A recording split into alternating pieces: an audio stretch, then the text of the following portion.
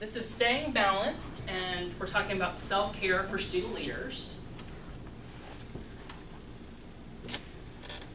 So we're going to be one big group today since we're small, few but mighty. So go ahead and brainstorm your ideas.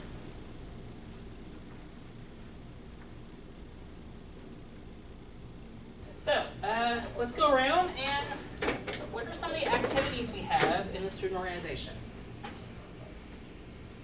can start. I put to plan events, like events such as philanthropy events, programs, social events, Okay. community service stuff. So we will just meet different people, they will provide information on different events, and then we go for like volunteer, everyone with the times, like whatever is available for us. Okay. And then sometimes it's like a Thanksgiving, different people organize over there, and everyone can bring their own food. It's like a potluck type event Yeah. then. Okay. Great. What do you guys have? I had put service project, perhaps a fundraising event or a social event, dance, weekly meeting. Okay. My list that I put together had like officer meetings, elections, something big I know that a lot of people do and everything. So every organization is going to have a lot of different pieces to it, depending on what their focus is, whether it's a community service organization, it's a social organization, an academic, fraternity or group. All of them are going to have different things going on, whether it's events they're planning, their own things that they have to do, whether it's just business as usual. All of that requires people doing different things. So there's a lot of different tasks. So everyone now has a balloon with one of our tasks written on it.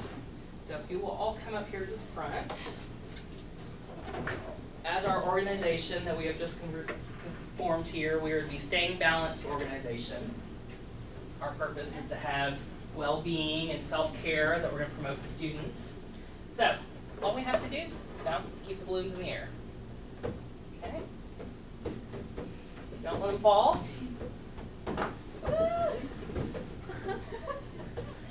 little ones. Okay. Yeah. And now y'all keep all the balloons in the air.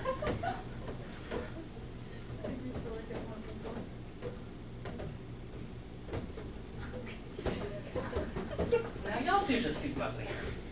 Okay? One of y'all will step away now. Okay? So this is kind of simulating what can happen in an organization sometimes where there's a lot of things going on, and sometimes one person gets left doing all of it. How did that make you feel, being the last person there? It was enjoyable. Enjoyable? Okay. I think that it's stressful sometimes that I'm like the one holding up the bag, basically. Because we are it was also for a few minutes. Okay. That's why. Do you guys want to have a seat? So it's important in an organization to remember that not everybody is going to be participating in every aspect of a group. Some people don't like certain things. Some people are not social people. Maybe they don't want to do the social events. Maybe they don't want to help plan the social events because they don't plan on going to them. Some people just want to show up and be told what's going on. They don't actually have to help plan it. They don't want to have to be responsible for anything. They're just there to have fun. And then you have people who were like me when I was in a student organization. I was willing to do everything because all needed to be done, somebody had to do it, whatever we need to do. Okay? So you need to be mindful as a student leader, whether you're a member and just helping out with stuff or you're an officer, that we balance what's going on in our groups. And that sometimes you can't keep everything up in the air without help. And so it's real important to make sure that you share tasks with other members in your organizations to be successful. Because if one person's trying to do everything, they're not going to get much done because they're too busy trying to scramble around that they can't focus on one balloon. Okay? So self-care is going to be kind of the same way, where you have to make sure that you're focusing on more than just some of the activities for your group. So student leaders who take care of themselves can take care of others, and then can take care of their communities. So if you're trying to do everything by yourself without any help, you're not going to get a lot done, and you're going to have spent all your time and energy just trying to do those few things that you do get completed, that you're not going to be enjoying yourself. And most likely you're going to end up sick, you're going to get burned out, and you're not going to want to continue with that organization or with doing those activities. And if you don't take care of yourself, you're not there to help others, and you're not there to help your community, which is a lot of what our student organizations are built around, is one of those different aspects. So what does self-care look like? Anyone have any ideas of what self-care would look like? If you were taking care of yourself, what would be some of those activities? Make sure you get enough sleep. Okay, sleep is important.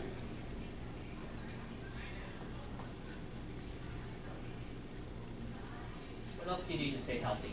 Your health, What does that mean? taking care of your health, like going to see the doctor. Okay, getting checkups and stuff. Okay. Stress-free, doing exercise. Yeah, exercising, that's a good one, yeah. Make sure you're eating right. That's another good one. Hydration. A lot of people don't drink enough water, so that can cause some health problems as well. So some activities that I recommend is going to the Student Health and Wellness Center. Yes, I know, shameless plug for where I work. You can get physicals, you can also get checkups. If you're sick, you can come in. There's no charge for seeing one of our providers. That's covered as part of your student fees, so you only pay for like lab works, x-rays, medications, or if they do some kind of procedure or injections or something. Have a positive coping mechanism for dealing with stress. Okay? So what does that sound like to you? What do you do to manage your stress? Do you think going out every night, and partying and drinking and then blacking out is a positive way of managing stress? Listening music. Yeah, listening to music. Coloring. We do a Color Away Your Stress program that students will enjoy, or doing some kind of other artistic, activity that lets you, get your feelings out, or just, forget what you were dealing with and be able to focus on something else. There's something kind of soothing about being able to color within lines of a coloring book. I don't know about anybody else, but that's kind of what I feel sometimes. Positive coping mechanism can be exercise, hanging out with friends. Do you have do you just have like relaxation nights where you just kind of veg and watch a movie or watch a TV show? Keep up on the latest what's going on with Game of Thrones or whatever TV show you and your friends like to do. That can help. Having a strong connection with other people is also good. So some other things: get your teeth cleaned at the UNT Dental office. If you don't know about that, that's in that green booklet up there at the front. Exercise regularly at the rec center. I've got some information about their programs for the fall. I know that they've already got a new book coming out, I was told this morning, so for the spring semester, so go ahead and look for that as well. Asking for help is really critical for somebody who's got good self-care, because you know what your limits are, and you know when you need assistance. And we'll talk a little bit about this later on, but it's just critical to understand that that's not weakness. Needing help just means that you need help. That's it. There's nothing wrong with that. There's nothing negative about it. It just means that you need to understand what your limits are and ask for that help when you need it. And the same token goes that you also understand that other people need help and that you try and help them when you're able to. Have confidence. Know what your limits are. Be willing to say no. Be willing to step up and take care of yourself first. Make time for friends and family. A lot of studies show that people, when they get stressed out, they exclude their friends, and they stop talking to their family members, and they just focus on whatever they've got going on for work or school or other things, and they lose those connections. And that also means you lose that support network as well.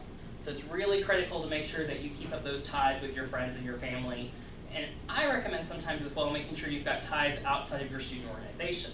Because sometimes there's a whole bunch of drama, or there's a lot of stuff going on with that group, and sometimes you need to get away from that group and go hang out with somebody else who may not be connected with it. So maybe you go study with somebody from another class, or you've got some, your suite mates from down the hall or whatever. Find some other people that you kind of hang out as well, so that you've got a broad range there So if there is something going on with your student organization, you've got some other people that can help you, work through that or talk about those issues. Take time to eat nutritious meals. Did y'all know there's a vegan dining hall here on campus? Y'all been over there? It's delicious. I'm sorry, I just have to say that right now. I've heard it. Yes. Maple Hall, highly recommend it.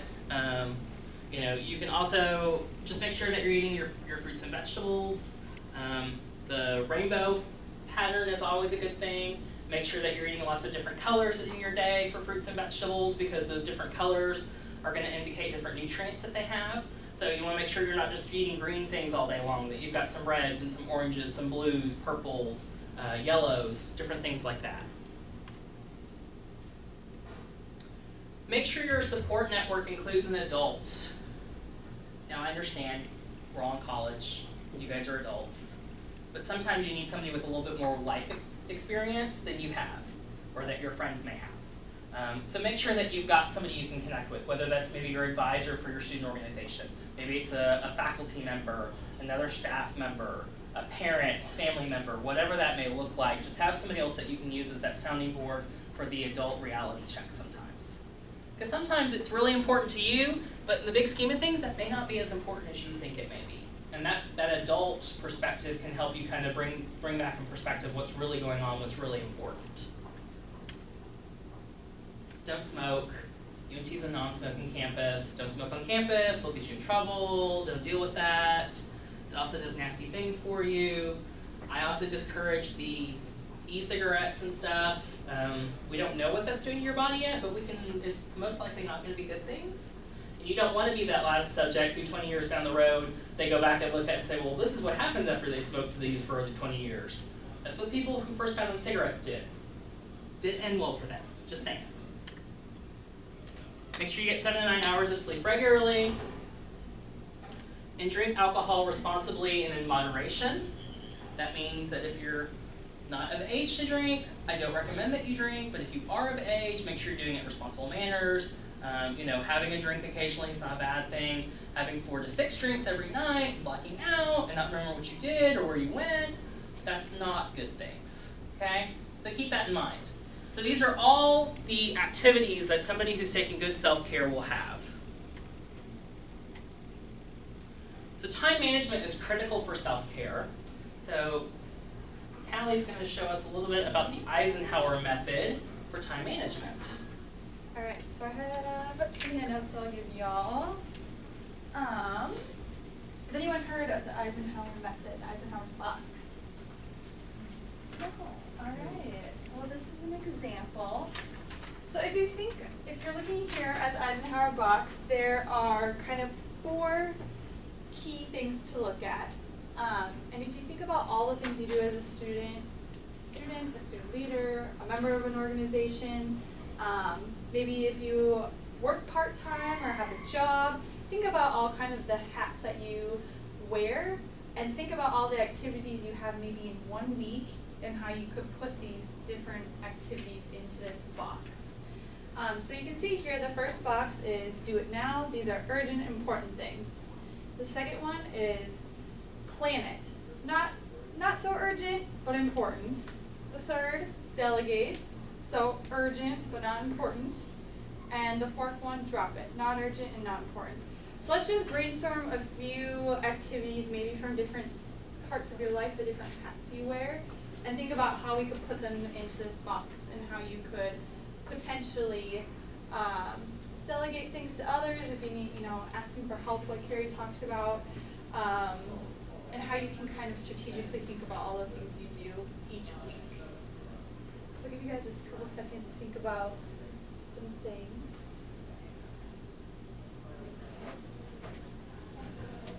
Again, 3 to 5 things that you kind of on a weekly basis have to think about, tasks you have to do.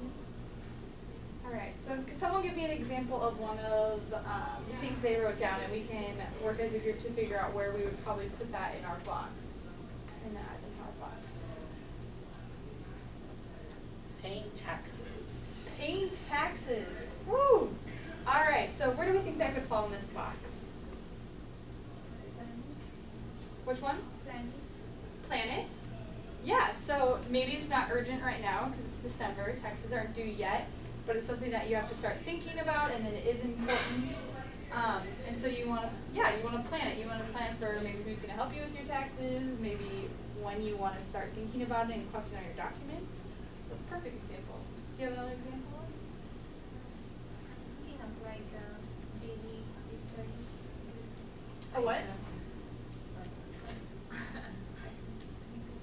Like a daily preparation for exams and stuff. Yeah, so homework, studying. Yeah, so where do you think you could put that in this box? For which one?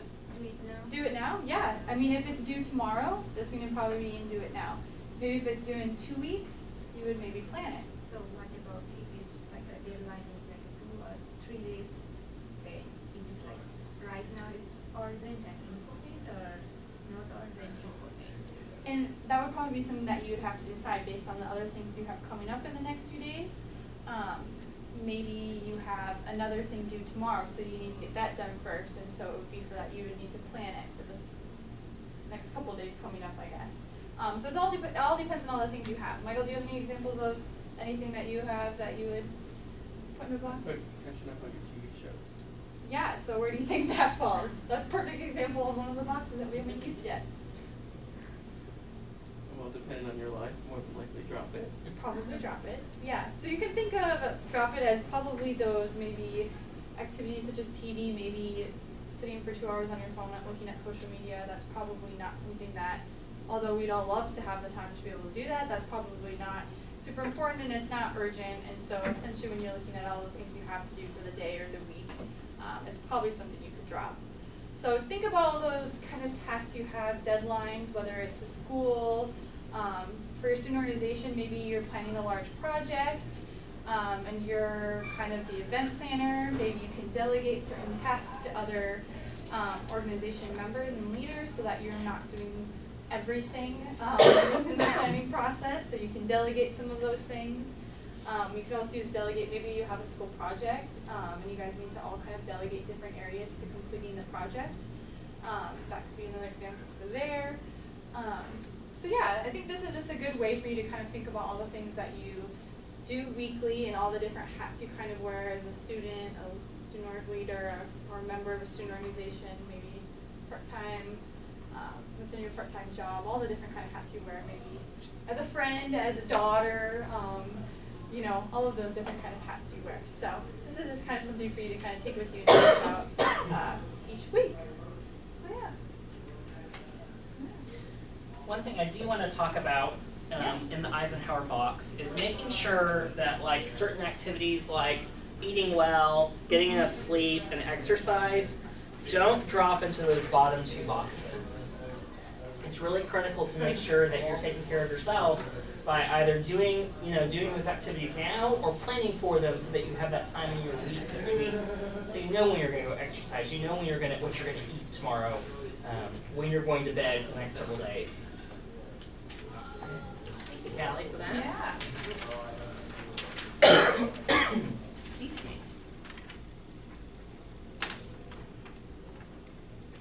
So like I said, sometimes it's important to know when your limits are, and it's okay to ask for help. It's also okay to say no to something, okay? Each of us has our limits, each of us has our own things going on, and even in a student organization, there's going to be other people who need to step up and take on certain responsibilities, or some things may just have to not be done at all. So I know sometimes it can be hard for people to know how to say no. So we have some different situations here. So I want you to kind of think of how you might, if you had to say this to somebody, what would your response look like, or what would you tell them? So in this first one, I don't have time to help you. Okay, you're just too busy between your work and homework and everything else you've got going on. You can't help with whatever new project somebody's got going on. How would you say that to them? Nicely, so that you don't ruin relationships. Let me preface it that way.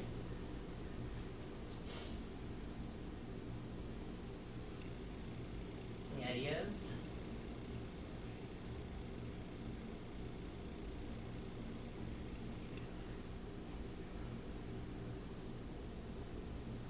I'm busy with some context right now, and if you want, I can help you later. Yeah, that's a great way to say it, you know. Hey, I'd love to help you, but right now I'm doing this. Hey, can we maybe schedule something on this weekend? That's a perfect something to say, because you're not excluding the fact, you're telling them that you don't want to help them at all, it's just that you can't do it right now. Okay, any other ideas? No, I was gonna say kind of the same thing, offer them another time to help. I think is important. Yeah, so that one's that's pretty frequently used. Here's my example, I'm a little busy at the moment, but I can help you at blank time instead. Will that work for you? Here's another option, is you can always refer them to somebody else. So it looks like you need help right now. You know, Callie's available right now, so you might see if they can help you instead. You know, kind of look at it that way, that you're trying to help that person out still, but you also taking control of your own time and being able to say no is okay.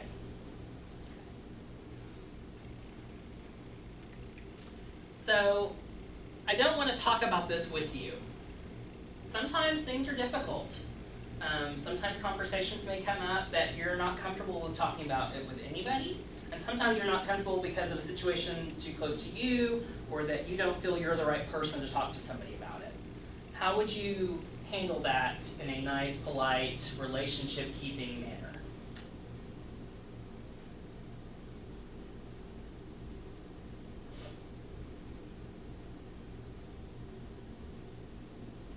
Maybe like, hey, maybe if you're not in the right place at the right time, so to speak, just letting them know that you're not comfortable having that conversation where you're located or having that conversation at this time. Okay. And then would you refer them to somebody else or some? I mean, I guess it would depend on what the situation was. Okay.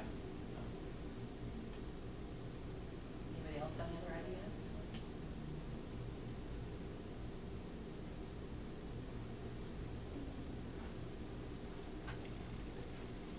Yeah, that's perfectly acceptable to just kind of, you know, state your limits. I'm not really, you know, timing may be a good thing as well. If you're having like a conversation that may be very private to you, you may not want to do that in the middle of an organization meeting or somewhere else. So just kind of acknowledge that this is a difficult topic for me. And I want to make sure you talk to the person who's best able to support you, who's in your support network. Find out who they've got available. Maybe this is something that really should be something that maybe they're talking with, you know, their adult person in their life. Or maybe they need to be talking to a professional, like a counselor, you know, and who's available, who do they have available in their area or in their support network already that may be able to help connect them with them. Or maybe you may have to be that referral who says, hey, okay, you know, this sounds like it may be something that you need to be talking with somebody who's got professional training. Have you thought about going to the counseling and testing services and having a conversation with them instead? You know, because you're not denying that they need help, but you're recognizing what your limits are. Another option is, I'm glad you trusted me enough to share this with me and that you reached out for help. This can be difficult, and it is for me too. Would it be okay if we figured out who you might be comfortable talking to about this instead of me? I know that's not on there. Some of this has been long edited since I did this before, but again, it's just kind of acknowledging that it's a difficult conversation for you to have. Who else can they find to help them with this topic? I'm in over my head with this project. How could you reach out to somebody else and say this?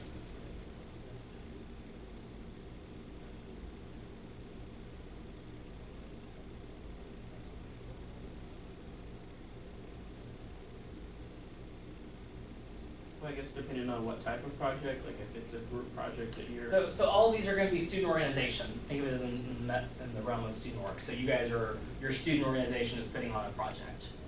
Whether it's an event, tabling activity, whatever that may be. Maybe like, hey, I may have taken on a little bit more than I can handle. Would you mind helping me? Yeah. Do you know someone that may have some free time to help me out and be willing? Anybody else have any other thoughts on that responding? If we can add some more people on this project, then we can do better on this project than that we are getting right now. Okay, yeah.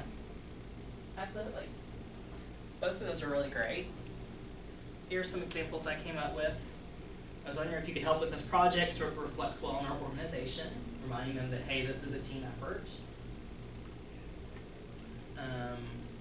I have this part done, but could use help with this task.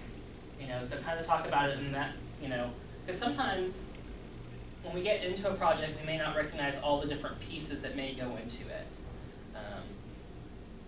I myself am a numbers person, so I'm okay making up a budget and coming up with, making sure that we're staying within that budget. Somebody else may not have that skill set. And so often I was asked to help out with projects when they needed help with the budget to make sure, okay, well, we overspent here, what can we cut out, that kind of thing. So it's okay to ask for that help, especially if it's an area where you don't have a lot of experience or an area where you just really don't do well with something. Anyone who's really artistic, creative? No, okay. I'm not either, so I would always ask for help with like the advertising ideas or things like that for our programs and projects, just because other people would usually have some better ideas than I did, because I'd be the one who it'd be chicken scratch stuff and like stick figures that we hand drew on paper. So, not the most professional way to show off our organization. So you're wrong, I'm far from perfect. In fact, I'm a mess. So this would be like somebody has talked to you and they're like, oh, I just can't do what you do, you're just so perfect, and here's what your thought is in response. So how would you respond to them in a way that's, not quite so demeaning to yourself?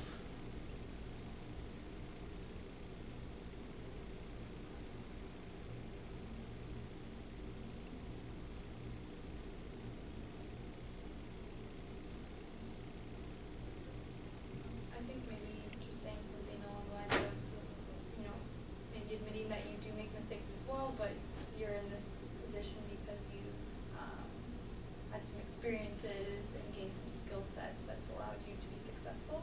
Yeah. Acknowledge where you've had mistakes or issues. Be willing to admit, hey, when I was starting out, I did my first project and it bombed. And I learned from that experience, though, and that's why I know some of these things that I'm talking to you today about. That's how I gained that experience, that knowledge, is because of that failure. And kind of talking about in that way that it's okay to acknowledge when we have struggles, but we also want to make sure that we're learning from them and not just struggling and not gaining anything out of it. So at one point I had trouble with blank. Some of the things that I did were blank to handle that. I do my best to take care of myself. For me, that means blank. For some of my friends, that means something else. And here's what they do. And being able to kind of spin it back around to something, what you've learned, what you've gained, so that you can help others. Finally, help.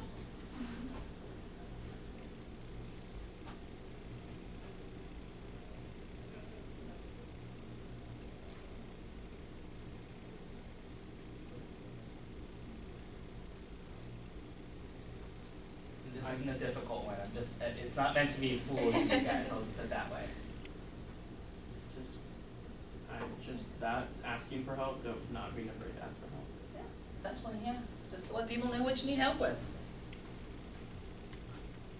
Can you help me?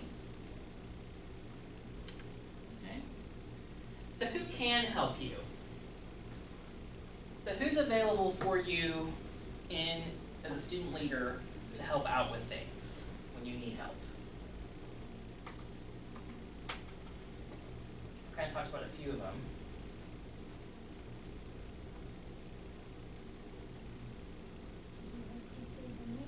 I'm sorry? Do we have to say the name or No, make them generic. head of the, like a coordinator? But like a officer or something for, officers are Organizing definitely. everyone like who connects with different members of the organization. Yeah. Like we know, like say one of the member always emails us or connects people whenever we reach to the organization. She or he will be the first person to meet. And that will be Yeah, that'd be a great person to talk to. So somebody else connected in the organization. Other officers would be fine. Other members. Your advisor. Your advisor, they're an excellent resource. Anybody else that you guys can think of that you could turn to for help? Student activities. Excellent. So organization officers, advisors, counselors at counseling and testing services. Sometimes this is really important if something comes up that could deal with the mental health of a person. Connecting them with professional help is really critical. And that kind of goes back to where we were talking about, well, I may not be comfortable talking about this conversation with you, but who else can we connect you with? This is one of those options. Medical staff at the Student Health and Wellness Center. We're always available to talk, happy to talk with students and help them out. Sometimes you need religious help. Maybe you're not sure if something fits within the context of your spiritual beliefs, and you might need to reach out to a religious leader or the Office of Spiritual Life here on campus to maybe have that conversation. Faculty members are really critical, especially if you're needing help with like academic success, and they can be critical with helping you connect with other resources. Academic advisors and the Student Activity Center are all important people to reach out to and have within your support system.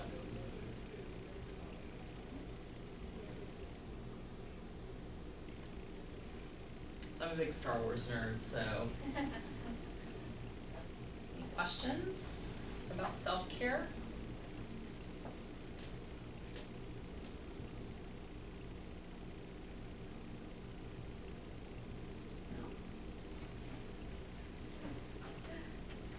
Well, thank you all for coming. Thank you, Carrie. Feel free to grab resources. I've got information up here for the Rec Center, Counseling and Testing Services, and the Health Center. Hi, we're just leaving. And then my contact information if you need to reach out. I'll give you